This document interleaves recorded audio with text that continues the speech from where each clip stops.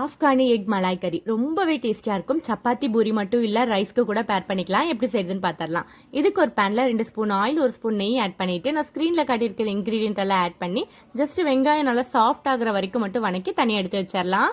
இப்போ அதே பேனில் கொஞ்சமாக ஆயில் ஆட் பண்ணிவிட்டு வேக வச்சிருக்க 3 முட்டை, அது கூட மஞ்சள் தூள், கரம் மசாலா, சீரகத்தூள், மிளகாய்த்தூள் ஆட் பண்ணி அதையும் நல்லா மசாலா கூட கோட் பண்ணிவிட்டு அதையும் தனியாக எடுத்து வச்சிடலாம். இப்போ நம்ம வணக்கி வச்சிருக்க வெங்காயம் கூட 1 ஸ்பூன் அளவுக்கு இஞ்சி பூண்டு பேஸ்ட், 2 ஸ்பூன் அளவுக்கு தயிர் ஆட் பண்ணி நல்லா மைய அரைச்சி எடுத்துக்கலாம்.